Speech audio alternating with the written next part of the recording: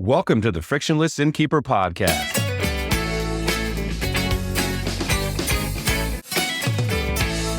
Coming right up, fresh tips and insights from lodging professionals aimed at helping you improve your business.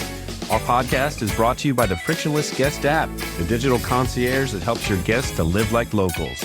Learn how at frictionlessguest.com. Steve Short, how are you? Doing well, Matt. How's the weather in Spain? Weather in Spain is nice. It's finally gotten nice here. We're heading into May. This is usually the prime time before it gets super hot, which is nice. Usually around June, July, it just pivots and it's like a desert and it's pretty gnarly. I have a actually more important question for you. How are your accounting skills as a business owner? Pretty lame, actually. I think most business owners feel that way. Mine too. And it's often something we don't want to think about or don't want to deal with, but unfortunately we have to. And this podcast with Tyler Otto, who's the owner and president of Specialized Accounting, we got collectively, as he said, tactical and practical on accounting. Exactly.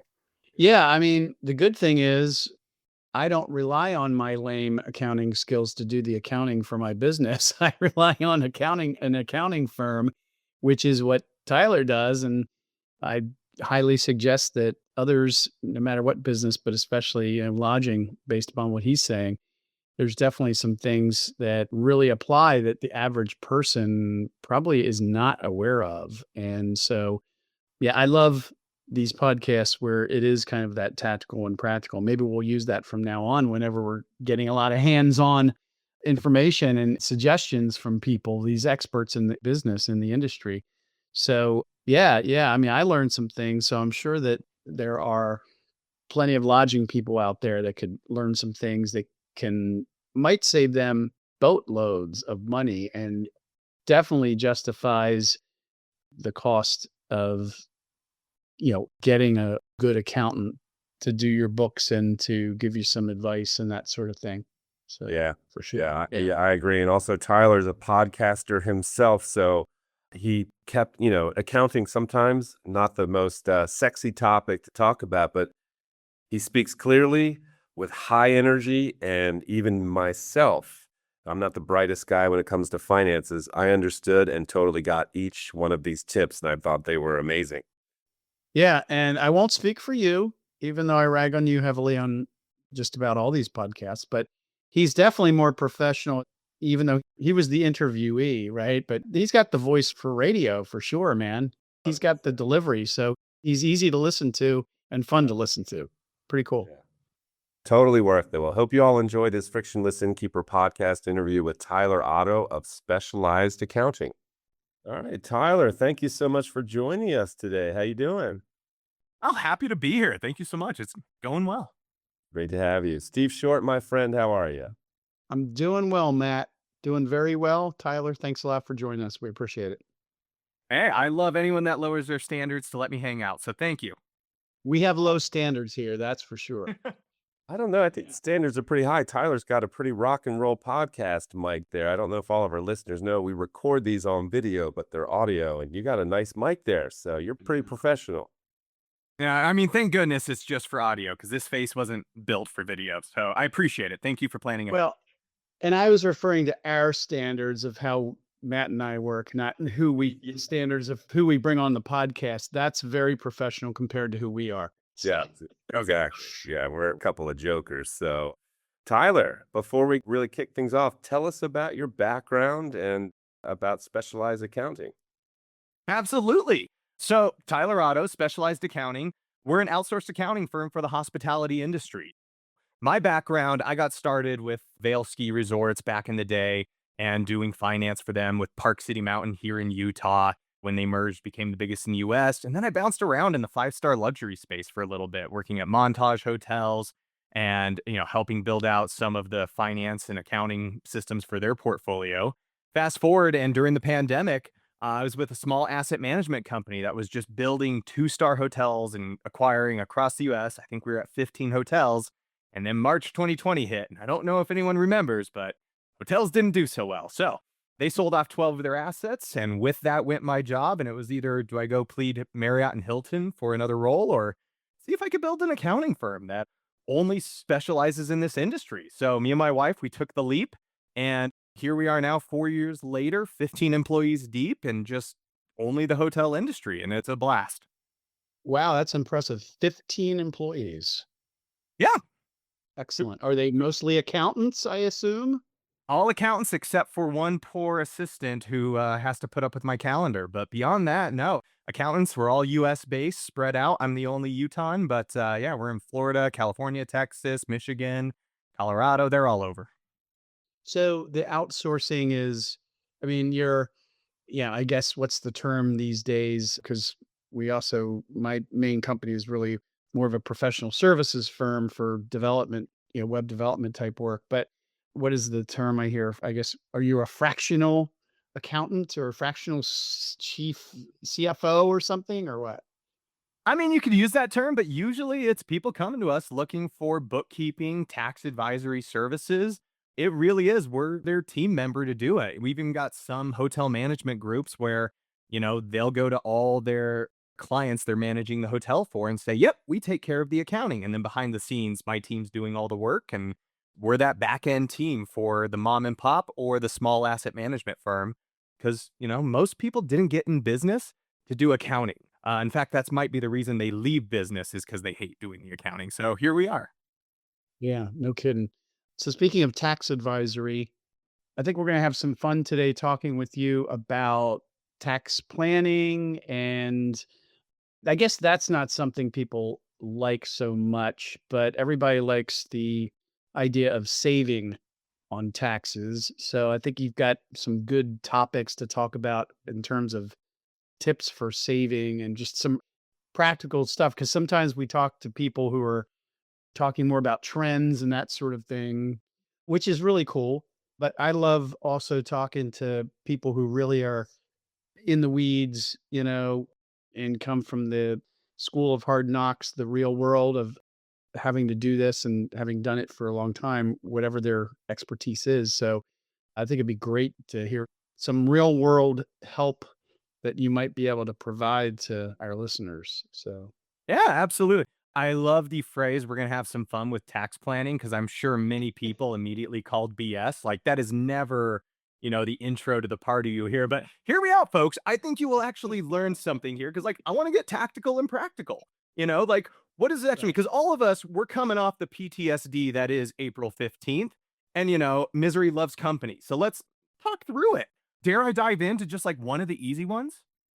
you can dive in difficult, hard, easy, whatever you want to dive into. Okay. We're So Yeah. all right, fair enough. So first off, like, I mean, most business owners that we meet with, they start their inn, they start their B&B, their hotel, and that first tax bill comes around and they are shocked at what they owe. There's this fun little thing called self-employment taxes, 15.3% of every dollar you make. I don't know if you guys have ever met a first-time inn owner, but that is not a bill that they are ready for. And that's before they pay income taxes, right? That's all the FICA, that's all the Medicare. All of that hits you and it scares the crap out of most new owners. And so when we meet with a lot of first time hotel owners or inn owners, we love to talk about the S Corp strategy, where if your primary job is running your business, is running your inn, there's a fun little form we can do, which again, fun, relative, I know, accountant, but there's a fun little form we can fill out that basically says, hey, I am going to be an employee in my business, and I'm also going to be a small corporation, an S corporation. The beauty of this is, let's say, Steve, you start the Sesame Street Inn because you wanted to theme it after all your favorite characters from your favorite show as a child. And let's say you made 150 grand profit this year. Well, normally you would owe 15.3%. So what is that? That's like 12, 11 grand. I don't know. I don't do math in my head anymore. Excel's there for a reason. And you would owe that much in self-employment tax. Well, we could do a reasonable compensation study for you. Realize that a reasonable salary for running your inn with what you do is 50 grand. And then the rest of that 100,000 you take in profit, you do not pay that 15.3% tax on. That is $15,000 back in your pocket for filing one single simple little form within your first tax year or this tax year, right? Like Simple things like that for people that are making a profit. Like, have you guys ever heard of this or seen clients use it or guests? I'm familiar from my own business with this. Yeah. Yeah. Yes. So this is not But hotel owners alone, but I mean, it's really for any business owner that, you're looking for the easy win right off the bat. The S corp strategy. yeah. Which, by the way, did you say Sesame Street? We start Sesame Street in? Yeah, I would assume you're in, you'd want to theme it somehow, right? Oh, I see. Okay. You Can have we a make it the earnings School of suite. Rock? Can we make Yeah, it the it School of Rock in? Because theme would Matt's be rock and guitar roll. player. I'm a guitar Yeah. player. So yeah, The School Hendrix of Rock. It Suite. might be not a great school with me running it or teaching or whatever, but it's just an in anyway. It's an in. Maybe it's a in for old rock and rollers like Matt and me, I guess. So, Yeah, anyway. that's us. Yeah. All right. Cool. Yeah. So, I mean, that's something simple to do. It's kind of a no-brainer decision, but is it something that has to be done within a certain amount of time after ownership, after the purchase occurs or whatever? Because these are all typically asset sales, are they not? Yeah, there's a question. I mean, we occasionally see, I love that you're bringing up asset sales versus stock sales, right? An asset sale, you're not assuming their tax ID or anything else. So you're starting a new company and buying their asset. The beauty of the S Corp is you can basically do it in a year. Now, the official rule, and again, for those of you that are just bored out of your mind, Form 2553, there you go, put it in your notes. But you can file that form in a year. The official rule by the IRS is if you wanted to take this strategy in 2025, it would have had to have been filed by March 15th of this year. But there's a fun little thing us accountants can do that we can submit certain paperwork, sell out your prior accountant and say, hey, it was administrative error. They didn't get this in, and we can get it backdated. So you probably all have missed the boat for 2024. But 2025, even though you missed March 15th for this year, get with a good accountant. You can get this backdated easily. And as you said, Steve, it's a no-brainer. Really, there is one thing to consider. You're creating a whole separate tax return. So, your average tax return for a business is about $1,000, and you have to run yourself on payroll for maybe $200 a year. So if the savings isn't going to exceed $1,200, it might not be worth it. But in the scenario of someone making $100,000, oh my gosh, you're probably going to save 7-8K spending $1,200. Well worth it, in my opinion. Absolutely. Yeah. Wow. Okay. That's cool. That's a definitely, what'd you say? Tactical and practical? Tactical and practical, man. Tactical and practical. All right. Yeah. Feel free to steal it. I will probably. I won't remember where I stole it from, but that's a rock and roll thing as well, isn't it, Matt? Look at Led Zeppelin, right? I mean, my look at their first album. There's no. I think it's just called attribution. Right. Well, they didn't attribute, no. Fair enough. Yeah, but they did later once they got sued, I think. But okay. So, all right, hit us up with another one. All right, let's go for round two.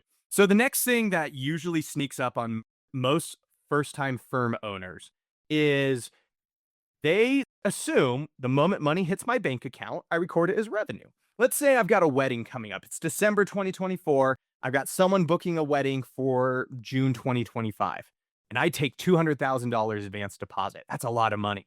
Well, most first-time business owners, they show on their books, hey, I made $2,000 in December. Then you go to file your taxes. You tell the IRS you made $200,000, and then you have to tell the city that you made $200,000 and pay occupancy tax. You didn't earn that money in December. You actually should sit on it as an advance deposit on your balance sheet until June. That means you get to sit on that money and use it to spend on getting the property ready for all your guests. And you're not going to owe taxes on it till next year. And what if that wedding cancels on you and you have to refund part of it? You've already paid taxes on some of it. Now you got to wait till next year when you file your tax return to get that money back. This is the difference between managing your books on cash or accrual basis. Again, a topic that would put most people to sleep at a party, but it makes all the difference for people trying to save money is getting a bookkeeper and accountant that will manage your financials on accrual basis so you're paying taxes later on. This is huge for the hotel industry.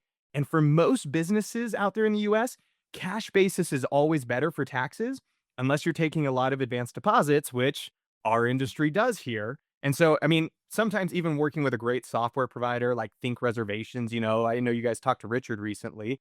And Mhm. their software, they're releasing their QuickBooks integration that will automatically take care of recognizing the revenue at the right time. Such a great win for clients when they can get this right, because you're looking at, not giving Uncle Sam a loan for an entire year. You get to keep that money in your bank account and earn interest and invest it. Cool. By the way, you're a QuickBooks shop, is that right? Or do you do Zero or just QuickBooks? We use QuickBooks for most of our clients. Despite my frustrations with the big green monster that is Intuit, I'll be honest, folks, I don't love most of their products they have, but at the same time, they make their ability to connect with other software so cheap, that API, it's a no-brainer. I mean, other softwares like Sage, NetSuite, Dynamics, they charge a Right. ridiculous amount that you're going to pay more in software fees. So even though QuickBooks is not the standalone best, it makes the most financial sense for most people. Yeah. Okay. Yeah, I mentioned Zero because the Zero accounting they're an Australian firm, I believe. And Not New Zealand, but I'm not willing to actually New put money on. Zealand, yeah, somewhere in that area. Yeah, but I think that's the challenge is they're not I mean, I guess they're kind of up and coming, but they're still I don't know about their APIs and that sort of thing. Their Okay. API is open. It's will people build to work with it? And here in the Right. US, QuickBooks has the vast market share. If you go to Australia, New Zealand, Europe, Xero has a much bigger hold. If you go to Yeah. Africa, Sage has a much bigger hold. Here in the US, yeah, the big green monster, they own it. Yeah, and I know, like, with payroll, Zero didn't even have all the state payrolls built out until maybe 4 or 5 years ago, I think. I'm not sure, but Yep. could have been less, but okay, cool. Alright, so what you're saying is for most lodging businesses, go with accrual based because of the whole advanced deposit thing, right? Is that Yep. correct? Yep. Let's I say mean, is there's, that if you're sitting on 300,000, you're talking on possibly $45,000 that you would get to keep at the end of the year instead of giving to the IRS and pay next year. okay. So it's pretty solid statement to say, yeah, lodging, that's what you should be doing. That if you're not, you're probably losing money, right? I would argue that, and honestly, I would argue almost every business should manage their financials on accrual basis, because that's the only way you can tell how you're performing Right. every given month. But then you can still file your taxes on cash basis. I, as an accounting firm, file my taxes on cash basis, Right. but I still manage them on accrual. That's what I'm familiar with as well. Okay. All right. Good. Yeah. That's why I was curious to hear this. I was like, am I going to learn something new that applies to my business? But I'm not a lodging business. So yeah. Yep. Okay. Good deal. Probably not. Yeah. I mean, are we Okay. having fun? I don't know. Matt seems to be falling asleep. Matt, are you still No, there? no, I'm having fun. I'm still here, guys. Yep, Okay. I'm here. You know. All right. Good deal. All right, let's see. I think you're going to talk about depreciation, which can be, I guess everybody seems to kind of understand it, but I think maybe they think in terms of depreciation of like your car depreciates in value, right? But Mm-hmm. when we're talking about tax reporting, aren't we talking more about not what its true market value is, but what the government, how they allow you to depreciate based on the paper, on the books, right? And how that can actually benefit versus, what your actual costs are. Is that right? That's absolutely right. Without going too far in the weeds, because depreciation seems to be like NyQuil. The moment you mention that word, it puts people to sleep. But it is so important for business owners to understand when they are buying an inn, because there's a real estate piece to it. There's, as you said, it's an asset purchase. Without going too far into the weeds, all your owners need to know is that depreciation, it's all on paper. It has nothing to do with cash in your bank account. And so you could produce a profit this year, but depreciation is how much of the purchase of your property you get to take as an expense and offset your income. Well, there's this fun little thing you can do if you're buying a property is get a cost segregation study done. Now, what this is you have, you hire an engineer, you hire a team for a couple $1,000, and they come in and say, when you bought the property, they said the land was worth 2 million and the building was worth 750,000. They're going to come through. Actually, I should point out, you would only be able to depreciate that $750,000 in the building over 39 years, and you never get to depreciate the land. So you never get to offset that against your income. They would come through and say, hey, that mattress is worth this. And, that restaurant equipment is worth this. And they're going to be able to say, hey, the building's actually worth 1.2 million. And you also have this much in like kitchen equipment and other things. Now you get to depreciate more, reduce your taxable income, and you get to do it faster because buildings only get depreciated over 39 years. Kitchen equipment, computers, vehicles, those all get expensed quicker. And we've had clients that went from showing 200,000 in profit to negative 300,000 in their first couple years. And they just got to carry forward that loss and not pay taxes, even though their bank account stayed exactly the same. You don't need to be a tax expert. You just need to know this is an option. And it only makes sense to do in the first 3 to 5 years. After that, the benefit's gone. But it's an amazingly powerful tool for people looking to get cash back in their pockets right after they buy a property. So you're saying that by doing this cost segregation study, you say buildings 39 years. I didn't realize it was that far out. I assumed it was 30. But you're saying in land you can't depreciate, obviously. But other equipment, what's the timeline on that? Yeah. So, okay, man, we're really going into the weeds. Publication 946. If you want to go Google something in there, but the IRS has a schedule. Laptops, you can do 3 years. Vehicles, you can do over 5 or 7. Someone's going to call me out because I always go reference it. It even says how quickly you can depreciate a racehorse in the IRS rules. Who saw that one coming? But like, it has all these rules. It's all so much faster than buildings, which just lets you take that expense and offset your income. If you're not buying this property to flip in a couple of years, because depreciation recapture is a whole separate thing that we're not going to talk about. But if you're going to hold on to this asset, man, it's cash flow instantly from Uncle Sam. Okay. All right. Yeah, but you do have to, I mean, just to be straight up, what you depreciate goes against your cash basis when you sell. Is that correct? In Yep, terms of like, and that's depreciation recapture. The whole philosophy is, if you're going to have to pay that money back that you expensed when you go to sell, but would but you're you rather deferring it. Exactly. It's like either you avoid that complete when you sell and just it's net wash, or I can take an extra 60 grand back a year for the first 3 years and use that money. But no, if I go to sell, I'm going to have to pay it back later. But I would rather have that money now and use it and know I have to pay it back than just not do anything with it. So it's, Yeah. for the fiscally responsible, it's a great strategy. And this just dawned on me, just for full disclosure to everybody listening. I actually have an MBA with a concentration in finance, but I never really, I mean, first off, it was more theoretical than this hands-on stuff, right? So I kind of get this theory, and a lot of the stuff I kind of knew from way back when anyway, before that even. That's why I'm kind of interested in some of the details of this is I guess I Great just, questions.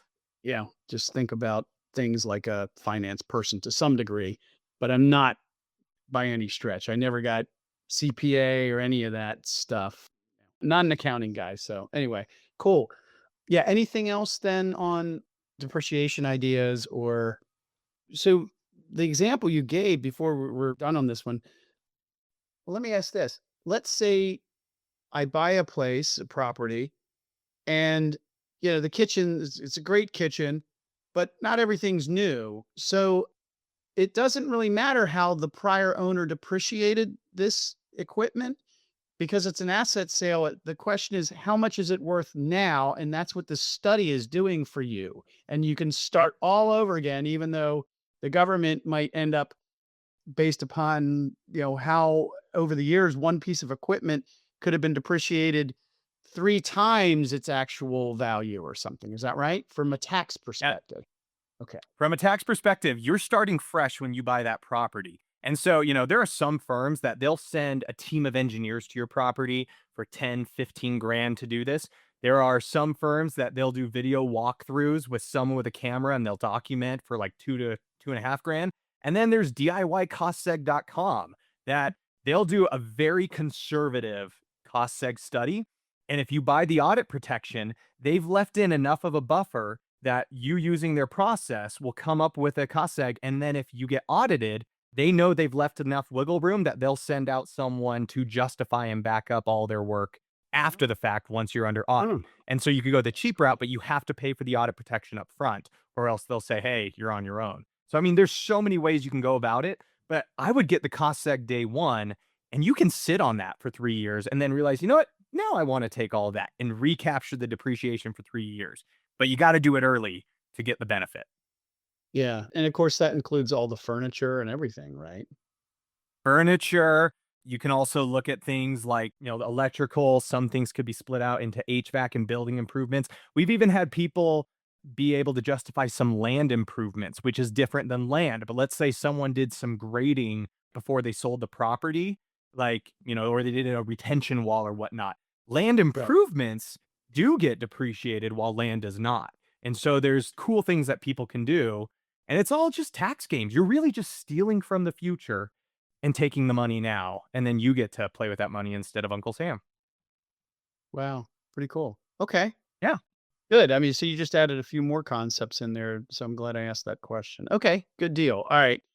Last topic, and Matt's gonna slap me around soon and tell me that we don't want to go too far. The kids thing. And this is Okay. of interest to me somewhat because I have a 19-year-old and a 16-year-old and my own business. And yeah, the 19-year-old's in college and you want to get the internship, but he's not very much of a self-starter to do that. So, yeah, I've been debating, okay, so would it be worthwhile for him to maybe help out this summer? Although it's kind of the last thing I want to do. I'd rather him go out and be pushed by somebody else other than me. But, if I had a bed and breakfast and I know, like you were talking about Think, Sean from Think, he came up with his parents' bed and breakfast, and that's how he got into things. Some people, I mean, it's more family hands-on and that sort of thing. So talk about the Yeah. kids thing and if you have your kids working for you or maybe not working so hard for you. Yeah. So, So let's go back to, I'm running my business. I'm making 100,000 in profit a year. That's coming to me. Okay. I'm going to owe income tax on whatever I pay and 15.3 if it's part of my wages or, part of the S corp.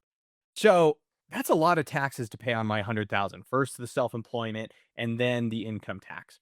Well, there's this great little provision in the IRS code that says, hey, if you are paying your kids directly, you do not have to pay FICA. You do not have to pay that 15.3. So, and this was all created because of farmers, right? All the kids are working on the farm, helping out. If you ever watch Kicking and Screaming with Will Ferrell and Meat Comes First, the Italians, right? This is that whole thing. People employ their kids in the business. Well, you can pay your kids and there's no FICA due. Then on top of that, your kids get taxed at their own rate, which, I mean, it's my 8-year-old. He does all my opening mail, scanning, shredding, cleaning it up, cleans my office, and I pay him for that a reasonable wage. And all of that money now I put into a bank account that he and I co-own. It's going to get taxed at his rate. It's like $8,000 a year. That's under the standard deduction. No taxes, no FICA. So that is $8,000 that would have been profit to Tyler Otto that I would have had to pay income and self-employment on. But instead it goes to him tax-free. And it's in a bank account that we both use. And I'm already paying for drum lessons. I'm already paying for soccer. I'm already paying for school. We just pay it out of that bank account instead of my bank account, spending it on the exact same things. And we just avoided $2,500 in taxes on that $8,000. And you better believe when my 4-year-old gets old enough, around 6 or 7, I'm going to put him to work too. And now we're getting money out for the exact same reasons, and it goes to them. And we could even take this to an expert mode if we got time, but like I'll stop there for questions alone for kids under 18. This is a wonderful strategy. okay, wow. I mean, first off, you don't have to worry about child services coming to your door for employing an 8-year-old. So, Well, right. if it's age appropriate is what they say. So like, no, I can't have my kid doing construction work and welding and land grading. But when he's scanning documents and, soon enough, I'm probably going to have him start coding basic transactions, receipt capture. Absolutely. At an inn, they can help clean rooms. They can do other stuff. Right. Again, the kids in Kicking and Screaming, they're cutting and serving meat. And that wasn't like a joke that they made up. That is a stereotype that they emulated of people that came up in New York, as they immigrated to the US. Like that is a very real thing. So as long as it's age appropriate and the wage you pay them is appropriate for the work being done, I can't say my 8-year-old should be making $60 an hour doing that. but I could probably go find someone that would do it for 15 to 18. So I pay him 18, 19. Like it's close enough. Okay, so are they actual employees or are they 1099 employees? How does this work? Ooh. Oh, I love these questions. You're asking the right one. They're an employee. They're a W-2 employee, but you do not run them through your payroll software because every payroll software, Paychex, OnPay, ADP, QuickBooks, Gusto, they want to withhold FICA. They aren't built for this. Instead, at the end of the year, the IRS says you issue them a W-2, which you could go to track1099.com and just issue a W-2 that has nothing withheld, or you could do this anywhere. The IRS rule says you issue them a W-2. I know a lot of tax lawyers and experts that say the IRS doesn't even care. I am not going to advocate something the IRS says is wrong, but I will say many tax lawyers say like they've never once seen anyone get in trouble for not doing the W-2 because auditors just say, oh yeah, you're paying your kids, cool, and they move on and do the next thing. But this is for kids under 18 only. It gets a little trickier older for your 19-year-old if you want to go there. So you just, I'm trying to think in QuickBooks how this works because they have to be an employee, but you don't run them through payroll. So you just cut a separate check to them, and that's how you Yep. pay them. Okay. Exactly. You run a separate check. You know, QuickBooks payroll, which by the way, people, I have my thoughts on QuickBooks payroll. I don't want to get you guys canceled by Intuit, but anyways. Yeah, you're going to cut them a check and then manually issue a W-2 at the end of the year. It's really easy. Like you just fill out the box. It'll cost you $20 on a software to do. Super easy. And you typically cap that. You have to work out something like you say that you're paying them a reasonable wage for reasonable work or whatever, right? Mhm. But in terms of the numbers, up to 8,000 and there's no, I don't know what the bottom tax. So nobody pays taxes up to 8,000. Is that what happens? So I was just saying for my kid, it comes out to about 8,000 up into the standard deduction, which right now is what I should know this, but I don't remember numbers off the top of my head. It's like 15.3 right now, thousand. Up into the standard deduction, nobody in the US pays taxes, income taxes. So if your kid stays under the standard deduction, great. Now let's get into this case of you go over that amount, or you have a 19-year-old that is no longer eligible for this, withholding. If you go over that amount, you start paying at that tax rate. Well, it's 10% on anything over the standard deduction. I know that that's less than my tax rate. I would still rather pay my kids and pay 10% on anything over than, me sitting at the 22, 24, 33, 35, whoever you are. That's a much better rate to pay them. Your kid at 19 years old would be a 1099 employee, is how you'd want to pay them. They would have to pay self-employment, but they would still pay less in income tax. So if you're already supporting your 19-year-old, would you rather pay your income tax rate and then support them, or pay them through the business? They pay their own self-employment taxes, but then beyond that, like you're still supporting them with the same money. So there's cool stuff we could do there.